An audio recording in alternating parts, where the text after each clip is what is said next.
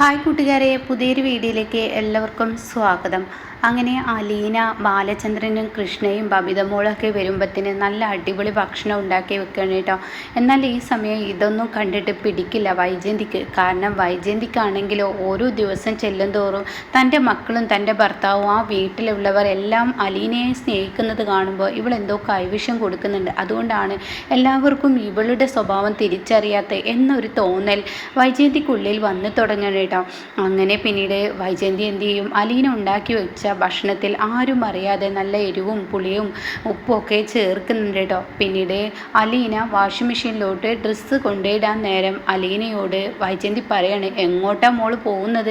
അത് കേട്ടോടെ തന്നെ തന്നെ മോളെന്ന വാക്ക് പ്രയോഗിക്കുമ്പോൾ തനിക്ക് സന്തോഷമാവണം കേട്ടോ. എന്തോ എന്ന് ചോദിച്ചപ്പോഴേക്കും ഉടൻ പറയാണ്, എങ്ങോട്ടാ കെട്ടിലമ്മ, ഡ്രസ്സ് എടുത്തിട്ട് മെഷീനിൻ്റെ അടുത്തോട്ട്. അത് കേട്ടോടെ തന്നെ അലക്കാനായിരുന്നു, അലക്കാൻ തിരുമ്പുന്ന കല്ലിൽ അലക്കണം, അല്ലാതെ വേലക്കാരി വന്ന് ഇവിടുത്തെ മെഷീന് ഉപയോഗിക്കാനൊന്നും പറ്റത്തില്ല എന്ന് പറയണം കേട്ടോ. മാസം മാസം ശമ്പളം എണ്ണി വാങ്ങുന്നത് വെറുതെ ഒന്നല്ലല്ലോ എന്ന് പറഞ്ഞ് അലീനയെ വളരെ പുച്ഛത്തോടു കൂടി തള്ളി മാറ്റുന്നു കേട്ടോ. ഇത് കേൾക്കുന്ന അലീനയ്ക്ക് ഒരുപാട് സങ്കടമാവാണ്. താൻ ഒരിക്കലും പ്രതീക്ഷിക്കാത്ത ഇങ്ങനെ ഒരു മറുപടി കിട്ടുമ്പോൾ തൻ്റെ ഉള്ളിൽ വലിയ വേദനയാവാണ് കേട്ടോ. അങ്ങനെ അലീന സങ്കടത്തോടു കൂടി ഇങ്ങനെ ഇരിക്കുകയാണ്. ആ സമയം അലീനോട് പറയാണ്, അതെ പെട്ടെന്ന് പോയി അലക്ക് കല്ലിൽ പോയി അലക്ക് എന്നും പറയുന്നുണ്ട് കേട്ടോ. ആ സമയം കൊണ്ട് കറികളിലെല്ലാം ആദ്യം വൈജയന്തി കറിയൊക്കെ ഒന്ന് ടേസ്റ്റ് ചെയ്ത് നോക്കുന്നുണ്ട് കേട്ടോ. എന്നിട്ട് പറയണം, വല്ലാത്ത രുചി തന്നെ, ഒരു അപാര രുചി, എങ്ങനെയാണ് ഇതൊക്കെ ഉണ്ടാക്കാൻ കഴിയുന്നത് എന്നും പറഞ്ഞിട്ടാണ് മനമില്ലാ മനസ്സോടെ അടി വാങ്ങിക്കാനായി അവളെ ഈ വീട്ടിൽ നിന്ന് പുറത്തിറക്കാനായി കറിയിലെല്ലാം ഉപ്പും എരിവും പുളിയൊക്കെ കൂട്ടി വെച്ചിരിക്കുകയാണ് കേട്ടോ. അങ്ങനെ ഇതൊന്നും അറിയാതെ ബബിതയാണെങ്കിൽ ബബിതയല്ല, കൃഷ്ണ നേരത്തെ സ്കൂൾ വിട്ട് വരികയാണ് കേട്ടോ. അങ്ങനെ കൃഷ്ണമോള് അലീനേച്ചി എന്ന് പറഞ്ഞ് വിളിച്ചിട്ടാണ് വരുന്നത്. തന്നെ വിളിക്കാതെ കണ്ട് തൻ്റെ മക്കൾ ഒരു വേലക്കാരി പെണ്ണിനെ വിളിക്കുന്നത് കേൾക്കുമ്പോൾ മൊത്തത്തിൽ അങ്ങ് ദേഷ്യം വരികയാണ് വൈജയന്തിക്ക്. അങ്ങനെ വൈജയന്തി ദേഷ്യത്തോടു കൂടി നേരെ പോകുന്നത് കൃഷ്ണമോളുടെ മുന്നിലോട്ടാണ് കേട്ടോ. ഇവിടെ നിൻ്റെ അമ്മയൊന്നും ഇല്ലടി, അമ്മയെ വിളിക്കാതെ കണ്ട് ഒരു വേലക്കാരി പെണ്ണിനെ വിളിക്കാൻ എന്താ അമ്മേ ഇങ്ങനെയൊക്കെ വേലക്കാരിയെന്നോ? നമ്മുടെ വീട്ടിൽ നിൽക്കുന്ന ആൾ തന്നെയല്ലേ അലീനേച്ചി ഞാൻ എൻ്റെ സ്വന്തം ചേച്ചിയായിട്ടാണ് കാണുന്നത്. എങ്ങനെയടി നിൻ്റെ സ്വന്തം ചേച്ചിയാവുന്ന? എൻ്റെ വയറ്റിലാണോടി അവൾ കുരുത്തിരിക്കുന്നത്? അത് നിങ്ങൾ പറയുമ്പോൾ ഉടൻ തന്നെ കൃഷ്ണമോൾ പറയാണ്, എന്തോ എനിക്ക് എൻ്റെ ചേച്ചി സ്വന്തമായിട്ട് എന്നെ തോന്നുന്നു, അതുകൊണ്ട് തന്നെ എൻ്റെ ചേച്ചിക്കാരന് ഇന്ന് എനിക്ക് സ്കൂളിലുണ്ടായത് എന്തൊക്കെയാണെന്ന് ഞാൻ പറഞ്ഞു തരട്ടെ. അത് കേട്ടതിനോടുകൂടി എന്താടി നിൻ്റെ ചേച്ചിക്കാരന് നിൻ്റെ മാനം മൊത്തം പോയോ എന്നൊക്കെ പറഞ്ഞ് വളരെ മോശമായി തന്നെ വൈജയന്തി സംസാരിക്കുകയാണ്. അത് കേട്ട കൃഷ്ണമോള് പറയാണ്, അമ്മക്ക് ഇങ്ങനെയൊക്കെ തന്നെ സംസാരിക്കാനേ അറിയുള്ളൂ, അമ്മയുടെ എടുത്തുചാട്ടം. ഏത് സമയം ആളുകളോട് നല്ല രീതിയിൽ നമുക്ക് പെരുമാറാനേ അറിയില്ലല്ലോ.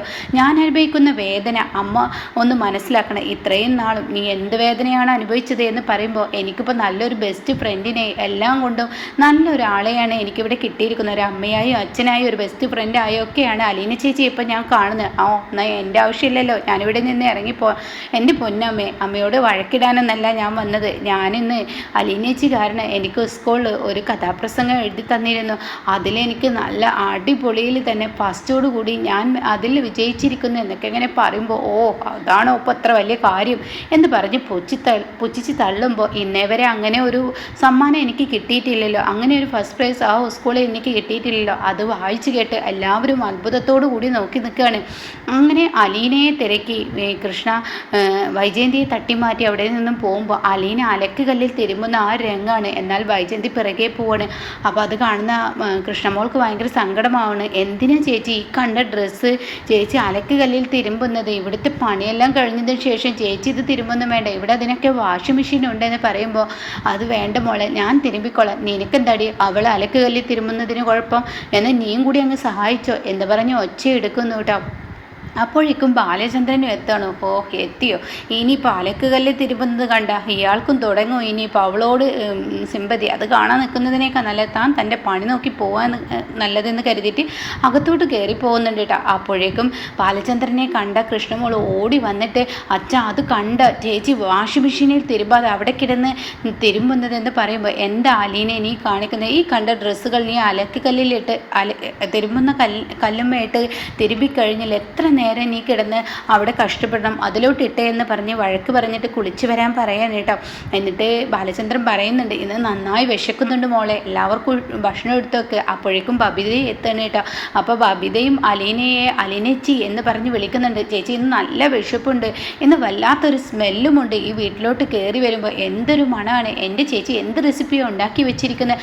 അങ്ങനെ ഓരോരുത്തരും ഇങ്ങനെ വരുമ്പോൾ തന്നെ അലീനയെ തിരക്കി വരുമ്പോൾ ഒട്ടും പ്രതീക്ഷിക്കാത്ത ഈ സംഭവങ്ങളൊക്കെ കാണുമ്പോൾ തൻ്റെ മനസ്സിൽ വലിയൊരു വിഷം തന്നെ കുത്തി നിറയുകയാണ് കേട്ടോ. തനിക്കത് സഹിക്കാൻ കഴിയുന്നില്ല. അത്രയും ദേഷ്യത്തോടു കൂടി വൈജയന്തി ഇങ്ങനെ നിൽക്കുകയാണ്. അങ്ങനെ പിന്നീട് എല്ലാവരും ഭക്ഷണം കഴിക്കാൻ വന്നിരിക്കുകയാണ്. എന്തായാലും അവൾക്കുള്ള അടി ടേബിളിൽ വെച്ച് തന്നെ എല്ലാവരിൽ നിന്ന് കിട്ടുമല്ലോ.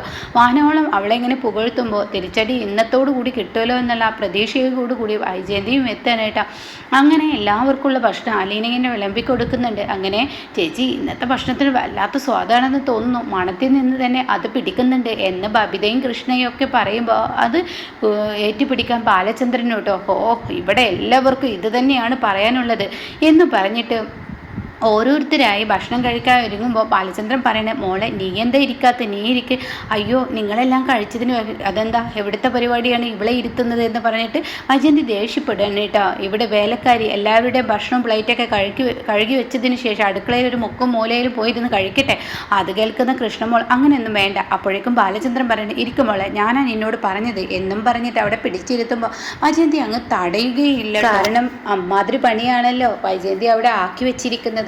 അങ്ങനെ എല്ലാവരും ഭക്ഷണം കഴിക്കുകയാണ്. ആദ്യം ബാലചന്ദ്രൻ വായിലോട്ട് കൊണ്ടുപോയതും ബാലചന്ദ്രന് എരിവ് കൂടിയിട്ടും ഉപ്പ് കൊണ്ട് കഴിച്ചിട്ടും അങ്ങ് ഇറക്കാനും കഴിയുന്നില്ല, തുപ്പാനും കഴിയുന്നില്ല. അതേ ഒരു മനോഭാവത്തിൽ ബാലചന്ദ്രൻ ഇരിക്കുമ്പോൾ അതേപോലെ ബബിതയും കൃഷ്ണമോളും ഒക്കെ ഇരിക്കുന്നുണ്ട് കേട്ടോ. ആരും അങ്ങോട്ടും ഇങ്ങോട്ടും ഒന്നും പറയാതെ ആകെ ഒരുമാതിരി ഒരു രൂപത്തിലിരിക്കുന്നത് കാണുമ്പോൾ അലീനയ്ക്ക് എന്തോ ഒരു പ്രശ്നം തോന്നാനായിട്ട് അങ്ങനെ അലീന പെട്ടെന്ന് ആ ഭക്ഷണം എടുത്ത് കഴിക്കുമ്പോൾ അയ്യോ ഇത് എന്ത് എരിവാണ് എന്ന് പറഞ്ഞതേ ഓർമ്മയുള്ളൂ. അപ്പോഴേക്കും അങ്ങ് വൈജയന്തിക്ക് ദേഷ്യം പിടിക്കാനായിട്ടോ, എന്തോന്ന് ഭക്ഷണമാണ് ഇനി ഇവിടെ ഉണ്ടാക്കി വെച്ചിരിക്കുന്നത് എന്ന് പറഞ്ഞിട്ട് അവിടെ ഇരിക്കുന്ന ആ കറി എടുത്തിട്ട് അലീനയുടെ മുഖത്തോട്ട് ഒരൊറ്റ ഒഴിക്കലിട്ടോ. ഇത് കാണുന്നതിനോട് കൂടി ബാലചന്ദ്രനും ബബിതക്കും കൃഷ്ണമോൾക്കും താങ്ങില്ല. എന്താ അമ്മ ഈ ചെയ്യുന്നത്, അലീന ചേച്ചിയുടെ കണ്ണിലേറ്റി കറി പോയിരുന്നെങ്കിൽ അന്നേച്ചിയെ കൊണ്ട് ഇവിടെ നിന്ന് ഓടേണ്ടി വന്നിരുന്നില്ലേ, എന്ത് പണിയാണ് അമ്മ ഈ കാണിക്കുന്നത് എന്നൊക്കെ പറഞ്ഞിട്ട് എല്ലാവരും ചൂടാവുമ്പോൾ ഉടൻ തന്നെ ബാലചന്ദ്രനും ഒരൊറ്റ അങ്ങ് വൈജയന്തിയുടെ കരണക്കുറ്റി നോക്കി അങ്ങ് കൊടുക്കണം കേട്ടോ. എന്തും ചെയ്യാന്നുള്ള തോന്നലുണ്ടല്ലോ, അതിന് ചോദിക്കാനും പറയാനും ആളില്ലെന്ന് നീ വിചാരിക്കണ്ട. അത് കേട്ടോടത്തിന് ഇപ്പോഴത്തെ അവളുടെ ആള് നിങ്ങളാണല്ലോ എന്ന് പറയുമ്പോൾ വായിൽ തോന്നിയത് വിളിച്ചു പറഞ്ഞ എപ്പോഴും കേട്ട് നിൽക്കില്ല. നിൻ്റെ മോളുടെ സ്ഥാനമല്ലേ അത് നീ ഓർക്കേണ്ടേ, ഒന്നല്ലെങ്കിൽ നിൻ്റെ മോളല്ലേ. എൻ്റെ മോളോ, എങ്ങനെ ഇവളെ എൻ്റെ മോളാവും എന്ന് പറയുമ്പോൾ അലീന ഉടൻ തന്നെ അങ്കിൾ എനിക്ക് വേണ്ടി സംസാരിക്കേണ്ട. അപ്പോഴേക്കും അലീന അവിടെ ബാലചന്ദ്രനെ തടയാണ് കേട്ടോ. ഇതേ സമയം അങ്ങനെ ഒരു വാക്ക് പറഞ്ഞിട്ടും അത് മനസ്സിലാവാതെ വൈജയന്തി ആകെ ഇങ്ങനെ പകച്ച് നിൽക്കുകയാണ് കേട്ടോ. എൻ്റെ മോൾ എങ്ങനെ ആവും എന്തെങ്കിലും ചിന്തിക്കുന്നുണ്ട് കേട്ടോ. എന്നാൽ ഈ സമയം പിന്നീട് ഇങ്ങനെ ആലോചിക്കും, തൻ്റെ കഥകൾ പലവട്ടങ്ങളായി അലീന തൻ്റെ മുഖത്തടിച്ച് പറഞ്ഞിരുന്നതൊക്കെ ഇങ്ങനെ ഓർമ്മയിൽ വരുമ്പോൾ വൈജയന്തി ഇനി പൊട്ടിക്കരയുന്ന ഒരു നാളും വരാനിരിക്കുന്നുണ്ടേ.